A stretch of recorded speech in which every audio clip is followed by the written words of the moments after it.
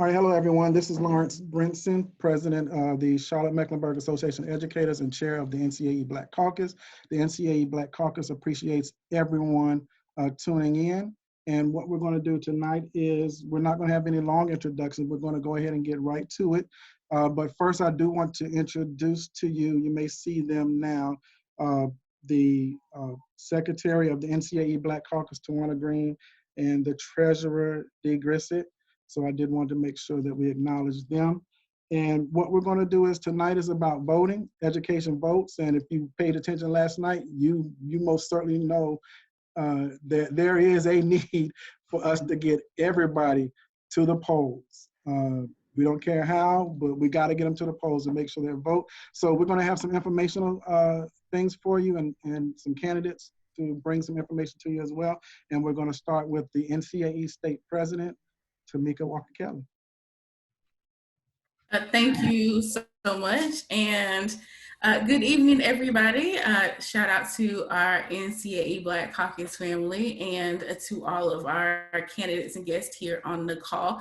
My name is Tamika Walker-Kelly. I am the president of the North Carolina Association of Educators and really proud to serve in that role. And talking about politics and this particular election is one that is exciting to me. And if you watched, of course, like Lauren said, if you watched the presidential debates last night, or if you did not watch it, it is important, however, to make sure that you are participating in this election. It is critically important for us as public school educators to be making sure that we are engaged and connected in this particular election, because so much is on the ballot and there's something for us to vote for. From the national office to the statewide races to our local politics, our votes will be able to make the difference in what public education looks like for North Carolina and what it looks like for the United States. And so it is critically important that we engage not only ourselves and our fellow educators in these races, but also engaging our parents and our communities as well, because that is going to make the difference between making sure that we continue to defend and transform public education, or if we lose public education altogether. Now, there are many different ways for you to engage in the election. You can phone bank, you can text bank, you can lit drop, you can help us out by going to a voting site, but you need to make your voting plan, and you'll probably hear more people talk about that later. But it's one of the things that we are trying to make sure that every person has a voting plan as we go forward. We need you to make sure that if you are going to vote by mail, we need you to make sure that you do it correctly, get a witness, and follow all of the steps so that your vote doesn't get spoiled. If you're going to early vote, we want you to do that, know your early vote locations, and bring your own mask and your own writing utensil to make sure that you are safe. And if you're going to wait and vote on election day, that is fine too. Make sure you bring your own mask and your own pen as well. But however you choose to go vote, we need you to do it. We know that voting is one tool in the toolbox to make change, but it is a pretty powerful one. And so we cannot miss out on making sure that we are casting votes in this election. From state superintendent to the council of state races here, you got Yvonne Holly, you got Ronnie here, you got your state Senate and House races, all the way down to your local school board and county commissioner. It is going to be critically important that we get pro-public education candidates in that seat. And then once they're in that seat, we continue to engage with them and keep them accountable to the things that they say during the campaign season. So I am proud to do that in this role as president. Wanted to also make sure I let you know that as an NCAE member, you will get a listing of all of our endorsed candidates, including the ones that you see here on this call at ncaevotes2020.org. You will also get a digital Apple card that is a member-to-member card, and you will also get the physical Apple cards, which is a general public card, those go out to the people. So make sure if you get your digital card, you pass it between members. Make sure if you get a physical Apple card that you give it out to somebody who needs to know who educators recommend. So I am glad that I was given the platform to share it with all of these people today, and excited to be here with you, our Black Caucus family. So I get to pass it off to NCAE endorsed candidate for Lieutenant Governor, and she was on Tuesdays with Tamika, Yvonne Holly. So I get to pass it to you. Well, thank you, Tamika. You're doing a fine job, and I'm so proud to see you at the leadership. And thank you, everybody, for allowing me to come join you this evening. I am Yvonne Lewis Holly. I am the Democratic nominee for Lieutenant Governor, and I've been endorsed by your organization, and I humbly say thank you. As you all know, we had a debate last night, and I'm sure you've all heard about the conversations and things that, that are going on. And we, in many ways, are going backwards. I would like to tell you that, I was born and raised right here in Raleigh, North Carolina. I was amongst the first wave of students to integrate the public school system here. I was raised in a family of civil rights leaders. And I have lived in a segregated North Carolina. I have lived in, seen, and helped desegregate North Carolina. I have seen the kind of work ethic, the kind of things that takes the courage it takes to make those policy changes, to make the changes, and I've seen people grow. I've seen North Carolina grow as a result of all of that. And we need to, I need to be able to get to be your Lieutenant Governor and share some of this with you, and share some of this with your membership, because it looks like we're going to have a battle, and we're going to have a battle for a while for the issues that are very, very much important to us. I've been in the General Assembly now for 8 years as a gladiator. Isn't that right, Representative Reeves? We've been gladiators on the battlefield. And I want to be moving up to the front line to be amongst the first gladiators now in the General Assembly. What we're doing in the areas of education is just phenomenal of what we need to do. Our drive needs to be in overdrive. We need to be in overdrive right now, because our students are trying to be resilient. Our parents are trying to be resilient. Our teachers, you have been amazing. You've been amazing having to do this by computer and keep these kids engaged. I salute you. You are on the front line in a different kind of way. Now they're talking about opening up schools, and yes, you feel like you're being put at risk, and to a certain extent you are.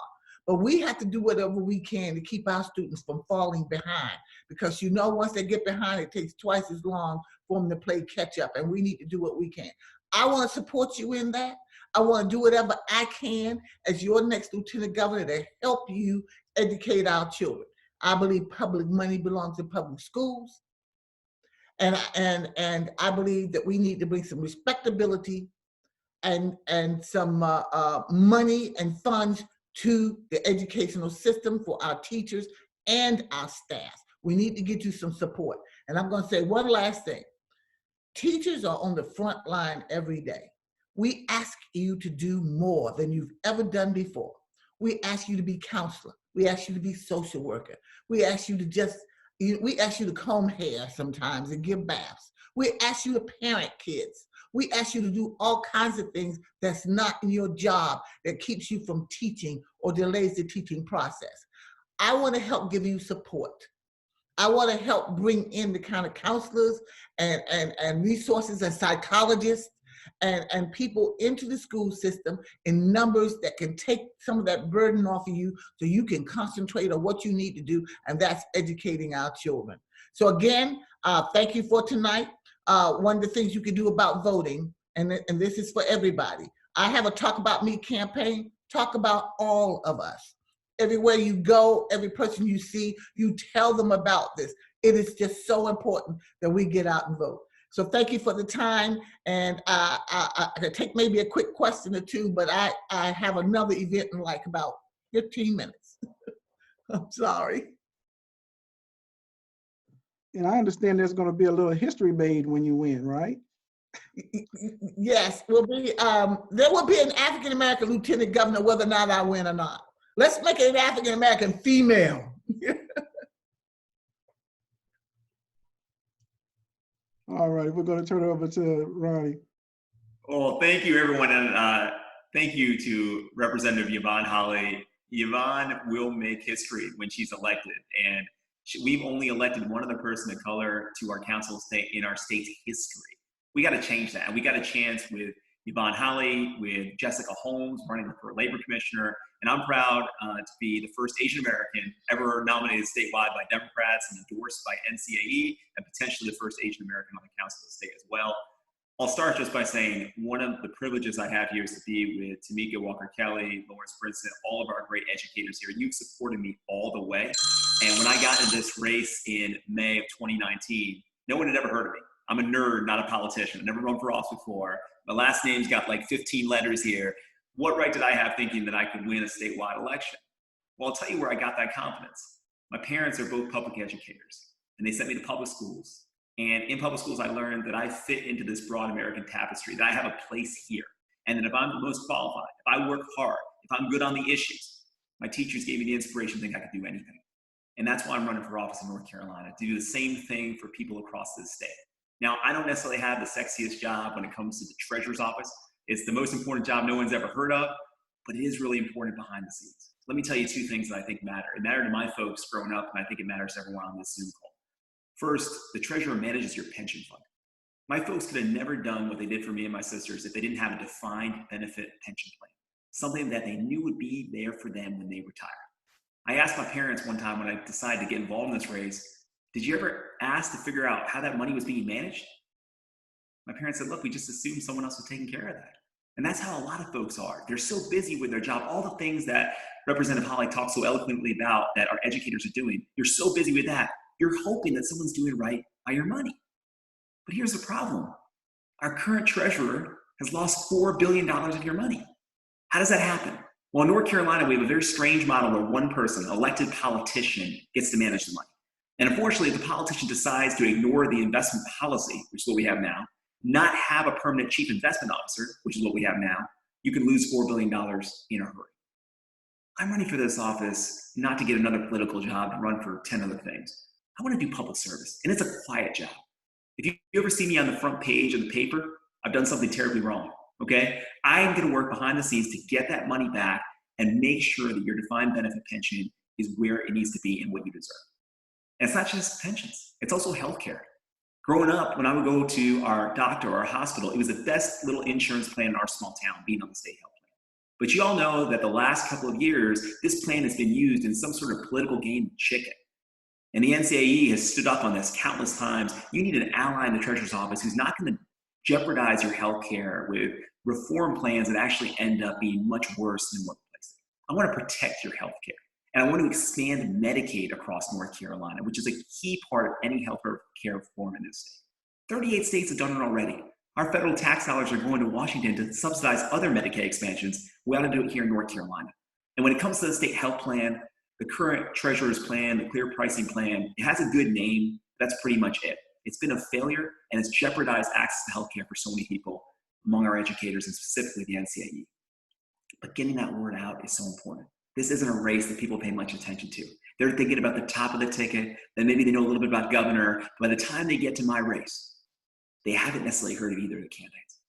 So I'm asking you to tell your friends, to tell your families as you make a plan to vote that this job matters, that I'm the candidate that's been endorsed by the NCAE, and that a skinny kid with a funny name can do anything in America. Because that's what I learned growing up. That's what I learned from President Obama when I worked for him and was endorsed by him.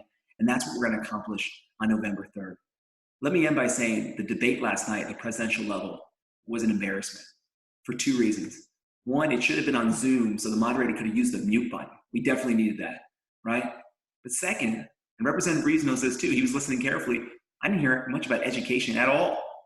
I didn't hear about the issues that we need to be talking about because one person kept interrupting the other.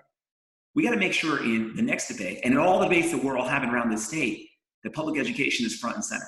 And when I debate my opponent on Tuesday, October 6th in Sanford, North Carolina, you better believe public education is going to be in that debate. Tamika, thanks for having me here. I'm looking forward to answering everyone's questions and comments. I'm Ronnie Chatterjee, your Democratic nominee and NCAE endorsed candidate for state treasurer. Yeah, and can you touch on how, if people want to watch that debate, how they can see it? Sure, it'll be on Spectrum News, and if you send me an email, I'll put my email on the chat here. I will send you a link to watch it on Spectrum. They'll take the 1 hour and they'll condense it into the half hour. They did this for Representative Holly's debate as well, which was fantastic. They'll do that for ours too. It'll air on Spectrum, and then we'll also have a link to it where you can watch the whole hour in case you want to see the greatest hits. Okay, good. All right. We're a little ahead of schedule, so what I'll do is Representative Reeves, I'll just go ahead and we can go ahead and start with you, and I'll share this screen. Sounds good, Lawrence. Thank you very much. And first, I want to thank all of you for being here. I want to thank Marge for having me, because she is as great a lobbyist as you can have. I have not seen anybody work as hard as Marge does. She is way in on this all the time. Lawrence, it's really good to meet you today, and I appreciate you being here. Special shout out to President Kelly. She doesn't know, but she's kind of a homegirl. She, I was excited whenever I heard that she won, because I'm from Sanford, where Ronnie's going to be debating. And so stayed there for 47 years. Tamika knows where Sanford is. The rest of you don't. But Sanford's right up the street from Fayetteville. And so all of us that had to find something to do in the big city, you know, like go to McDonald's, we go down to Fayetteville and we kind of hang out. So I know Cumberland County, so it is real good to see somebody that I can consider a homegirl win. So one, congratulations, and two, it's going to be great working with you. Yvonne has been special. I'm going to miss her. I've been trying to decide if I should give Yvonne the cold shoulder. You know, give her some money and support, but give her the cold shoulder because she's leaving me by myself. She's been there the whole time I've been in the General Assembly, but we're going to miss her. But she's going to be a great lieutenant governor, and she really is. And she was being modest by saying, well, we're going to have somebody African-American either way. She will be the first African-American woman in the South to get elected to that position. Not just North Carolina history, in the entire South. And that's a really big deal, and I hope we can support her. You know, and again, as Ronnie said, we've got so many opportunities to elect so many people of color at this time, and with the majority of people obviously on the call being people of color, you know, that's important. And again, if you heard last night, we got to vote. And what I want to tell you guys is these races are going to be incredibly close. In the House, we were able to flip 10 seats last year, not in small part because of NCAE. It was nice to be able to put our candidates out there and say that public school educators support these candidates. And that means something to people, because most of our kids go to public school. And then if you go to people of color, a larger majority of our kids go to public school. I went to public school, and if not for public school teachers, if not for public school opportunities, I don't get to achieve anything that I've achieved. I became a lawyer because my 10th grade teacher insisted on me being a lawyer, even though I thought I was a mathematician. You know, my kindergarten teacher still does business with my law firm. She's 84 years old, and she has followed everything I've done since I left her classroom. And you can't replicate that. And when we talk about public school, we talk about something that strengthens communities. I was on a call yesterday with several representatives from different pharmaceutical companies, and what they talked about was the public education system. They didn't talk about our private schools. They didn't talk about charter schools. They said, what we need from you, we need it to be in your public education system. So again, everybody but the present majority recognizes public education is where it's at, and that's where we're going to have to accomplish. And so that's why we want you guys supporting the candidates that we have this year. Now, right now, Lawrence is sharing the screen from the Senate. And I love my Senate folk, and I want you to support them. But we got some people in the House we need supporting too. And you're lucky because you got several representatives. With the seats we flipped last year, we had seats decided by 1,000 votes, 200 votes, 400 votes. We had one seat decided by 75 votes down in Charlotte. So it's not a question of whether you're going to make a difference. You're going to make the difference. You're going to be the deciding factor by the people in your families, by your churches, your friends, by the students you've taught, their parents.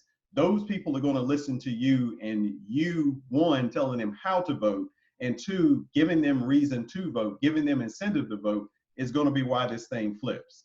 But if you can get a majority that listens to you, a majority that doesn't villainize you, and I believe Lawrence and Tamika were around in 14 and 15 when the General Assembly was putting up billboards saying to stop putting your money in the NCAE. Now imagine that. What governmental body ever wants to have a situation where they don't want you organized? I can't think of a rational reason. I like organized groups. I like to know that I'm going to be able to talk to Tamika, talk to Lawrence, talk to Margaret, and find out these are the things that you need to help you keep going.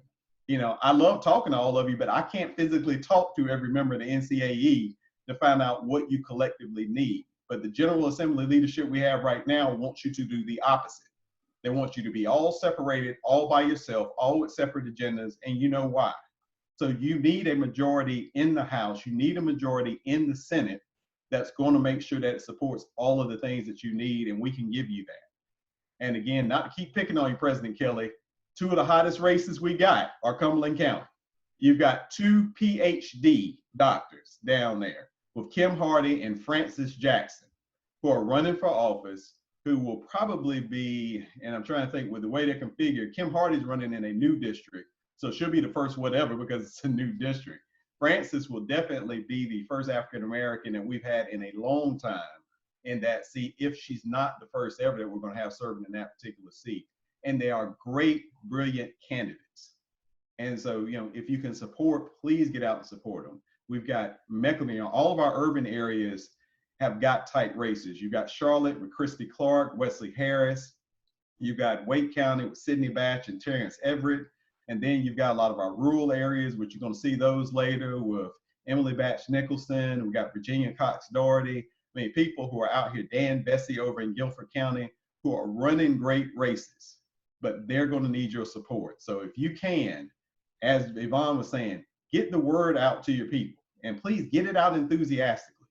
You know, people want a reason to vote right now. Right now, people hate politics. They're sick of politicians. They're sick of elected officials. Give them a reason to want to be involved again. Tell them how special this can be for all of us if they'll just invest their time. You know, I love the suggestions you've already heard, text banking, phone banking, all of that stuff. But by you voting by yourself isn't doing your duty this year. This year, you got to carry folks across the finish line with you.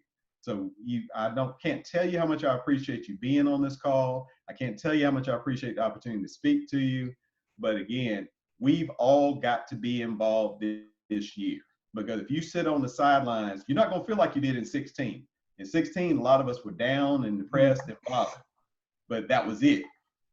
In 2020, you're not going to feel just down, depressed, and bothered. You're going to be concerned about what's going to happen to people that you love, and that's just the truth. You're going to be concerned about what opportunities. I never thought I'd live in a world where I'm worried that my children won't have the same opportunities, not better, just the same opportunities I had. So please, please do what you can to get the word out and support these candidates we're showing you from the Senate and the House. So thank you. And can you just touch on a little bit the importance of not just voting and not just flipping the House and the Senate, but especially with redistricting and all of that happening? Can you just touch on that just for a little bit? Happy to. The first thing that we need is independent redistricting. The way that they've disenfranchised people of color especially has been by redistricting. That's why Fayetteville actually has new districts now. Because what they were doing is they take all the people of color, stick them in one district, and what that does is it waters down your ability to affect the whole. So you're guaranteed 20 or 25 seats, but you need 60 votes to win something. So all of a sudden, all of these people are put in one little district, and then all the rest of the districts are, you know, obviously districts where people of color can never have any kind of influence. So courts have overturned us 3 different times with our districts. And so if you have a Democratic majority, just being frank, you're going to get independent redistricting. You're going to get people redrawing these districts instead of having us redrawing those districts. And I've been involved now in 3 different redraws. We can't draw districts because ultimately it's easy for me to tell Ronnie what his district ought to look like. It's easy for me to tell Lawrence what his district ought to look like. But when it gets to my district, I'm going to be sitting there saying, well, you know, I really need that precinct over there, and I really need those people over there. That's natural tendency. People need to draw these districts so that we're not choosing our voters. The second thing that's important is the budget. You can put whoever you want on the council of state. You can put Ronnie in as treasurer, Yvonne in as lieutenant governor, but guess who controls your budget? That's the General Assembly, and that's never going to change. In my opinion, the 2 most powerful people in this state are the Speaker of the House and the President Pro Tem. Because ultimately, if they decide that we don't want to give any money to education, not really much that you can do except sue. And I can tell you from experience, a lot of folks sued in 2011, and those suits are just coming to fruition in 2020. I don't want to give them another 9 years to do whatever they want. So if you want better money in education, you've got to change this majority. If you want raises, you've got to change this majority. Heck, if you just have things that you care about this state, and you want money invested in that, you got to do it, because next year is going to be an excuse year. And I'm just being frank. We're going through the pandemic. And so you're going to hear every reason in the world, because I don't know how many of you paid attention to this budget. When we pass out this last $900 million of COVID money, I can tell you what this majority ran to do was find more money for charter schools and private school vouchers, which was amazing. Amazing. We're in the middle of a pandemic, getting ready to look at a $4.5 billion hole, and all they could think to do was get a chance to take advantage of the federal money and stick more of that in the private and charter schools, while our schools are suffering, and while all of you have to worry about not only the regular worries, but going back to class. So those are two very important things, because you get fair districts and we start controlling all this dark money, suddenly you got good government again. Thank you, sir. And Marge, I just want you to just add a couple of things, just some things from your perspective. I got you on mute. Thank you, and I want to thank all the panelists for their great participation. And I did, Lawrence, I sent you and Tamika the link for the House talk. It's a map. If one of you could put that in the chat, but it will make all the difference in the world. I've been doing this for 35 years, and when the Democrats were in the majority, they were much more receptive to making sure that public education and K-12 in particular was funded, that we had great benefits. I mean, a lot of the things that have disappeared came under their leadership. Master's pay, teaching fellows, we had longevity, we had due process rights. I mean, we just tons and tons of benefits. We had salary schedules that veteran teachers were adequately paid. They cared about the non-certified and about just taking care of student issues. Like we had literacy coaches, dropout prevention funding that took care of those kids who were at risk of failing. The whole reason they said they would create an opportunity scholarship was to help at-risk students, particularly minority males. The programs that was put in place by the Democrats, it was doing that. The dropout rate diminished tremendously under their leadership. And so we've got to get those things back, because the biggest difference one of the biggest difference I've seen is when we would go to the Democrats about issues and lack of funding, they have a conscience. And sometimes I've just not seen that, on the other side. Not all of them. There's some strong, good, moderate Republicans, in particular in the House, that has kept some tremendously bad things from happening. But it will make a big difference when we have people who are pro-education strong. So I just applaud the leadership, and as Representative Reeves said, we do have an opportunity to get the chambers back on both sides. And what we need you to help turn out the vote, particularly in those targeted races. We need your vote statewide to get our statewide candidates elected, like Ronnie Chatterley, who's running for the treasurer, and Yvonne, lieutenant governor. Both of them will serve on the State Board of Education. They will have a vote, and they can help address issues. And a lot of things that come down to you in policy comes down to the State Board of Ed policy that impact you in your roles. The broad changes that they made with the social studies curriculum, that's something that will be addressed and carried out through the State Board. So please, we need these pro-education candidates elected, and clearly the State Board of Ed will be something that under one of our other endorsed candidates, Superintendent Jen Mangum, when she wins, and of course Ronnie and Yvonne. Both of them, all three of them, will have a strong voice on the Board of Ed. So thank you all again, and please, let's just help turn out the vote, and let's get the public involved to support our candidates.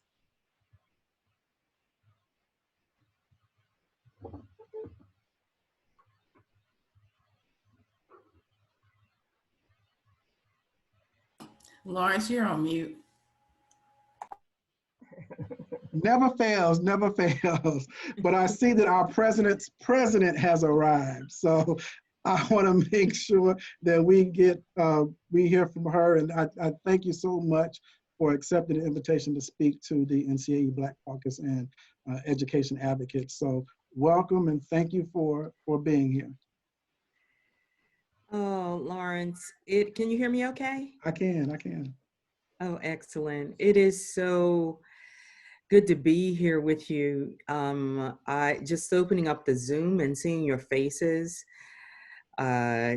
just reminds me of the activism that our members, particularly our Black members throughout the NEA, are stepping up to in this moment because they know what's at stake. So I am so honored to join you here this evening. It's so good to see you, Tamika. How you doing? I am good, Madam President. Okay, we have to stop following each other around here in the Zoom boxes. Yes. It's so good to see you. And you know, Lawrence, Tamika, as you I'm sure know, has distinguished herself already as a new president. She is absolutely leading the way for this organization, and joined by Brian and our NEA directors, just showing up. Your new NEA director, just showing up in a big way this week at the NEA Board of Directors, where I challenged the board to take on our work around NEA demanding justice for Black lives. It's hard, difficult work, but I am proud of our board members and our state presidents who are really leaning into and leading in this moment, being able to, say intentionally that Black lives matter and not pull away from that, to continue their journey of awareness so that they are building their racial justice muscle, so that as educators, as racial and social justice patriots, that we can lead in this moment. So let me just say, hi, hello, NCAE Black Caucus. It's so good to be here with you. I'm honored to join you. I could tell you directly how much I appreciate you. I'm so glad to be able to do that in this moment, how much I value your commitment and your determination and your activism on behalf of our students in our communities, not just there in North Carolina, because as activists, what you do in North Carolina impacts our students and our communities all over this country. I've gotten a chance to brag on you throughout this season of suffering, because you stepped up to the challenge of making sure that our babies can continue to learn and continue to rise, even when the coronavirus shut down our school buildings. You already knew it, because forever we have been dealing with these inequities that the COVID pandemic did shine a light on for some people, but not for us. We already knew they existed, right? This is not anything new, that our Black and Brown students were disproportionately impacted by the digital divide. They didn't have the tools and equipment they needed then, and they haven't, because of the decades of disinvestment in our public education school systems and the inequities that were actually, quite honestly, built into that system. So we knew that they were suffering to a greater degree, and not just that. As educators, we know that our students can't learn if they can't eat, if they're not healthy, if they can't see, if they have issues, dental issues. We know those basic needs have to be met so they can learn. And so I'm so proud of you, because you stepped up to stand in those gaps for our students, and your work allowed, and your voice allowed this nation to see that our Black and Brown and Indigenous students, and students from isolated communities who have suffered disproportionately every day from inequities that are rooted in institutional and structural racism, because you know that it is the compounding effect across those systems, from healthcare to the economic system to housing to education. All of that impacts our students. They all have that negative impact if those inequities are built into the system as they are. And so as Black educators, as Black leaders, as parents and community members, I am so proud of you that you have stepped up in this moment. So here's the thing. You know that the stakes of this election just got higher with the death of Justice Ginsburg. She was an absolute champion, certainly for women's rights, but not just that. When those court cases came before her for affirmative action, for how important it was to create diverse learning environments for our students, K-12 through higher education, she always voted with us. And now we know that Trump has appointed a judge who will work to take away all of those rights, who will work to take away health care. The Affordable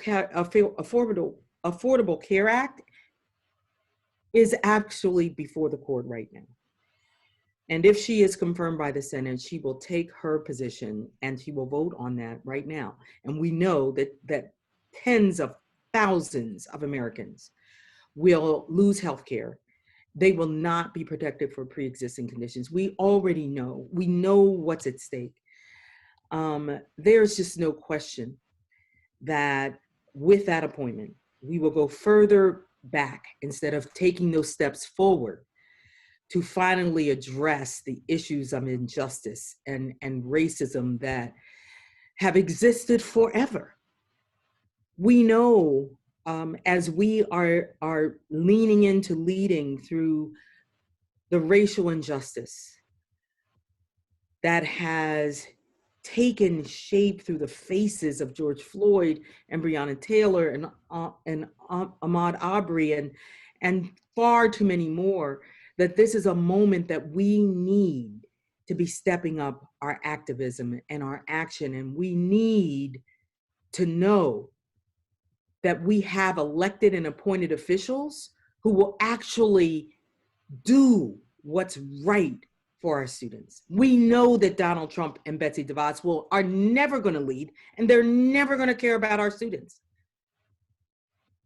And you know, as well as I do, that we need a new president. And we must win in a stunning way.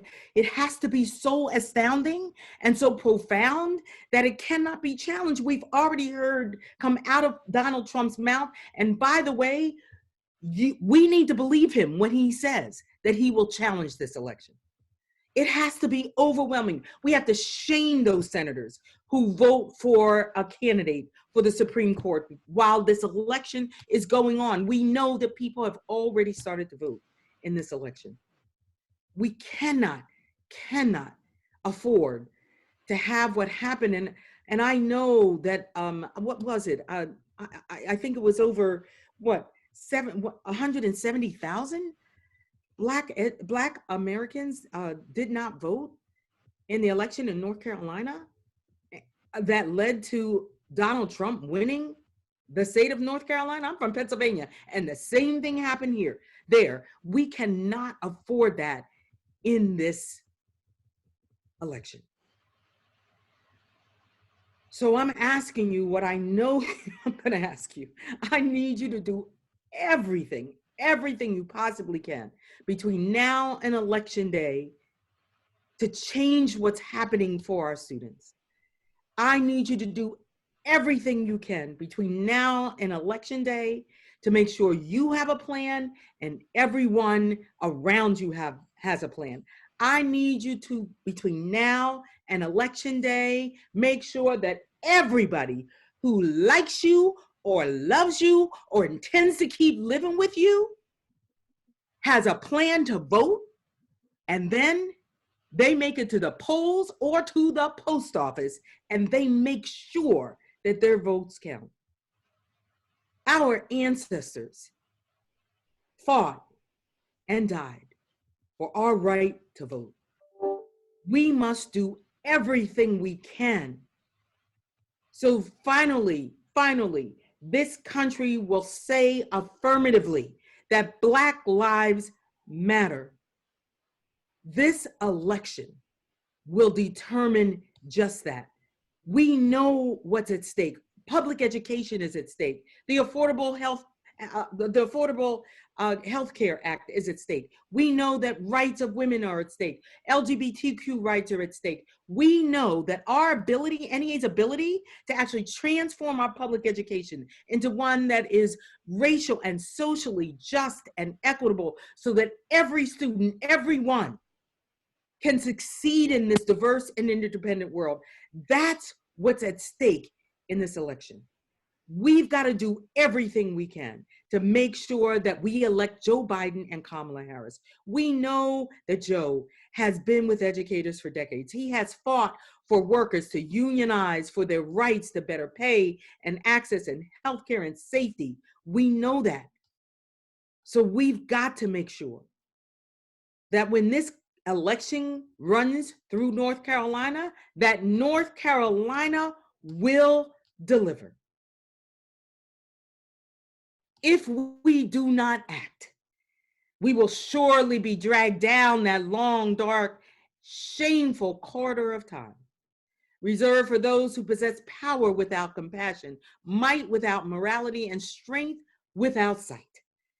Dr. King knew that people of goodwill must always face the challenge of whether they will, with righteous indignation, speak up when justice is in peril, stand up when the very foundation of our democracy is threatened, and rise up when the powerful, the privileged, misuse, abuse, and wield their will to oppress and to diminish and to destroy. No pressure, Black Caucus, but this election is coming straight through North Carolina.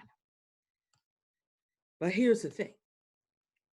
I have no doubt that you will be those people of goodwill. Let me end where I started, just saying thank you.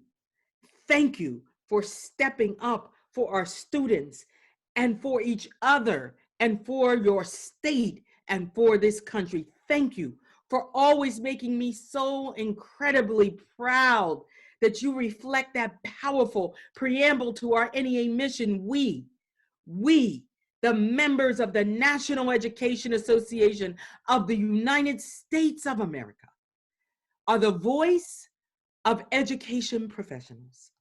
Our work is fundamental to this nation, and we accept the profound trust that has been placed in us. I have no doubt NCAE Black Caucus that you will stand in your power and you will get this done, because you know that our children, our babies are depending on us to be worthy of them. Lawrence, thank you for allowing me to join you, for seeing your faces and knowing we're going to win, because we must. Thank you. Thank you. I think I might need somebody else to moderate this thing. To follow that. And I know one thing, Black Caucus, we will not go to NEA-RA next year and not pull this thing out, because I am not facing Madam President. No, don't want to do it. You know, Lawrence, I'm from Philly now. Don't mess with me. Don't mess with me. If we don't pull this out. So thank you for accepting the invitation. We are so proud to have you as the NEA president. So proud of you, not only as your leadership, but as a person and someone that will stand up and say Black Lives Matter, you know, and that's very, very important. That's very, very important, and not just say it, but actually follow through.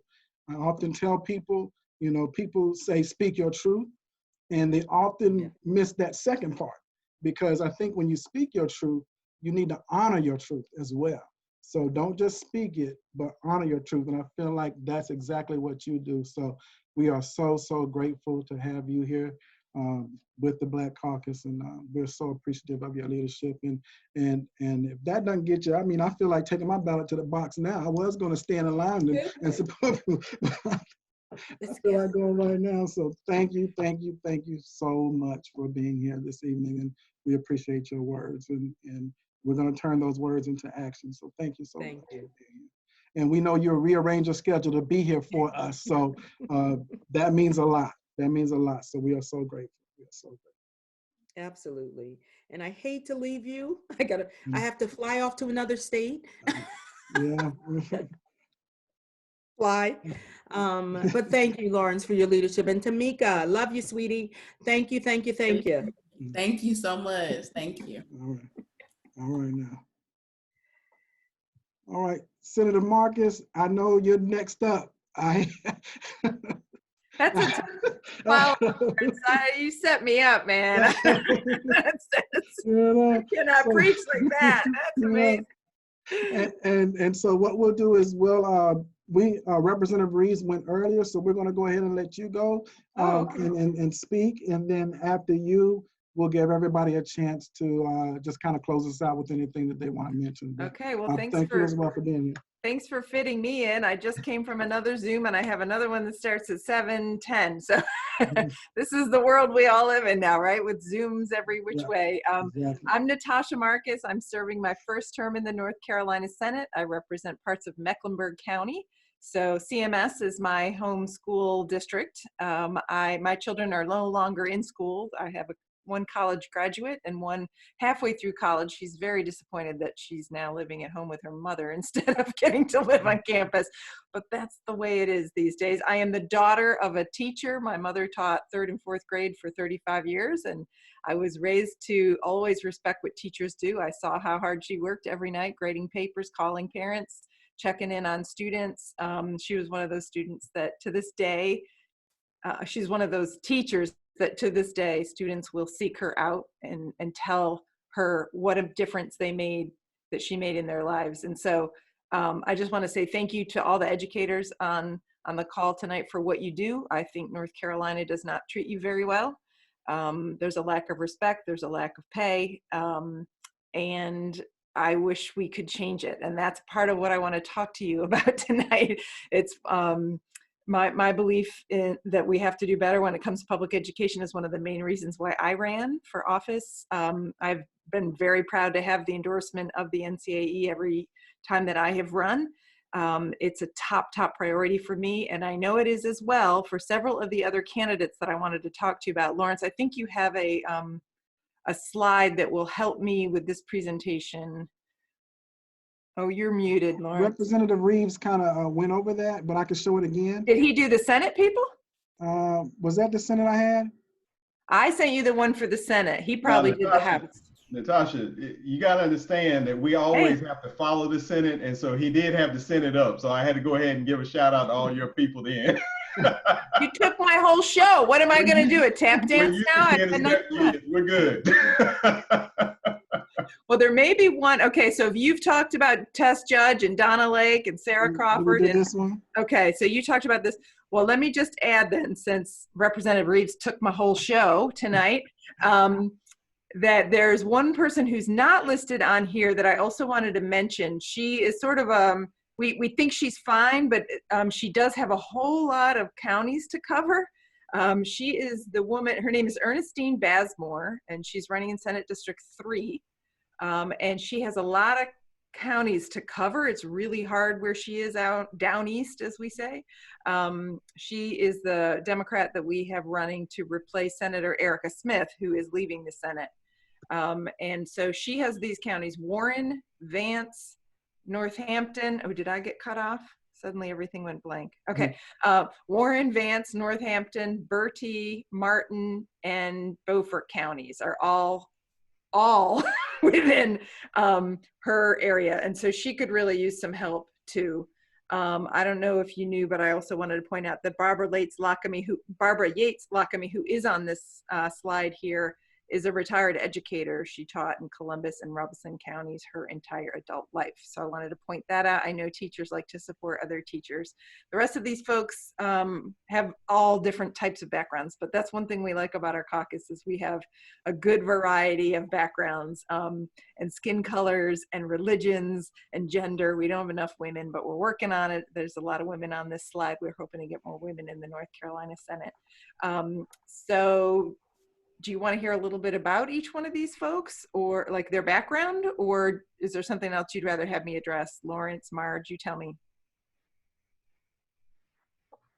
Well, Senator Marcus, Representative Reed did not go into detail about your candidates. He just, Lawrence, put your slide up and and he had to wing it, yeah. And I may not have gotten it to Lawrence in time, but we did put his. Well, I do have a little blip on each one. I'll just tell you, maybe it'll motivate people to live, if you live in their counties and you want to help them out. First of all, I don't know what's been said before I was able to join, but the importance of flipping the Senate, it's so, so important. You educators follow pretty closely the way we've been trying to get a decent actual raise, not a one-time bonus, but a raise that you deserve, not just the step increases, but a raise. You know, we have been fighting with them well before I ever joined the Senate, and they always play these tricks. They give a nickel of a raise and they say, we've given a raise every year since we've been in charge. You know, educators know that they're bluffing and it's not really true, especially if you're going to make other things cost more, if you're going to make benefits cost more. So we just need more Democrats in the Senate with us so that we can shut down all these tricks that they play to make it look like they support public education when we know they don't actually. They're trying to play games. So that's why all these people are so important, because as it is now, Phil Berger's in charge and he sets the agenda. He tells us what committees we're going to be on. He decides where we sit. He shuts down every bill we file. Literally every bill we file gets 0 hearing.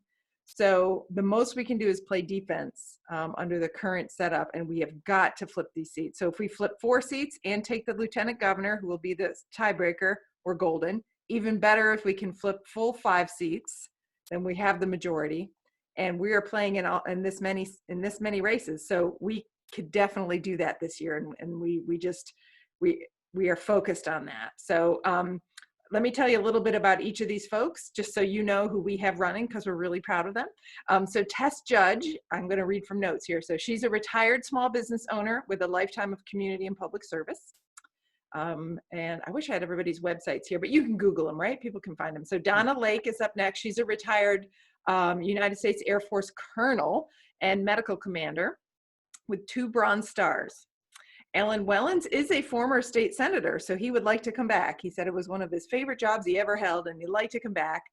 He's also a farmer and an attorney who was arrested in protest at the Moral Monday rally, so give him some credit for that. He was willing to be arrested, and he's fighting to increase teacher pay and expand Medicaid. Sarah Crawford is running for an open seat. The person who held her seat, once he saw the fair districts that the computer drew, he realized he had no chance to keep his gerrymandered seat anymore, and he literally stood up from the computer that day when he saw what the fair districts looks like and said, I'm not running again, I'm out, I can't win. It was the most clear example to me of how when you end gerrymandering, there are real consequences. So Sarah Crawford is now running to take that seat. It's much more democratic than it was, but she could definitely use your help. She's a mother, nonprofit outreach director, and the daughter of a public school teacher, so just like me. J.D. Wooten is also running for an open seat. Senator Gunn announced that he will not be running again for a variety of reasons. I'll just leave it at that. J.D. is a retired U.S. Air Force officer and Rhodes Scholar nominee, and he's currently a trademark and patent attorney. Helen Probst Mills, she is working probably harder than most other candidates statewide because she's in a really tough district. She could definitely use your help. She's a mother of 2 and a breast cancer survivor. She is a Board of Trustees member of the Sandhills Community College and an active volunteer in her community. Terry LeGrand, she is a single mother of 2 daughters, one with a chronic health condition. And so she means it when she says she's fighting to expand affordable health care and make sure everyone has health care. And then next is DeAndrea Salvador. She will be the youngest member of the General Assembly when she's sworn in next year. She's the mother of 2 young children.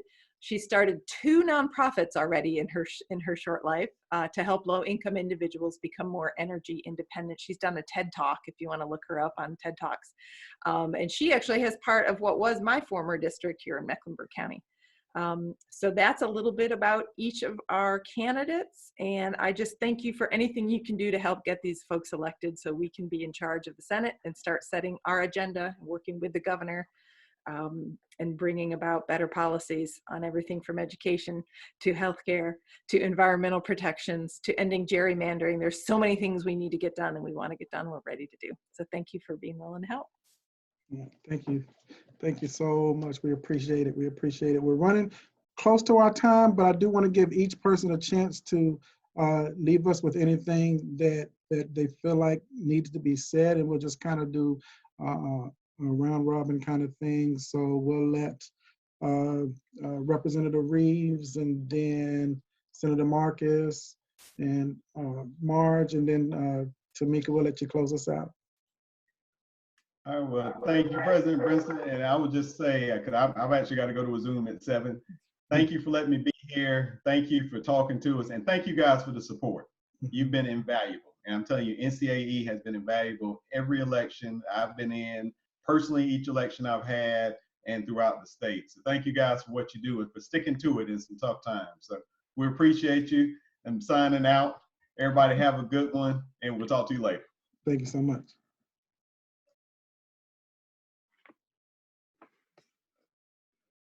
Okay, Senator Marcus.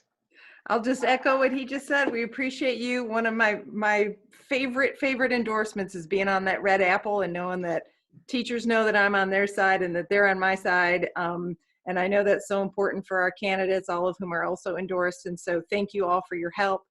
Thank you for what you do for kids. I know everybody's under extra stress right now because of COVID and trying to teach online and the worries about risking your lives and all those things. We hear you and we are grateful for you, and I will do all I can, I know I will, to make sure you're safe and that you're respected in the work that you do. Thank you. Thank you so much. Thank you. Appreciate it.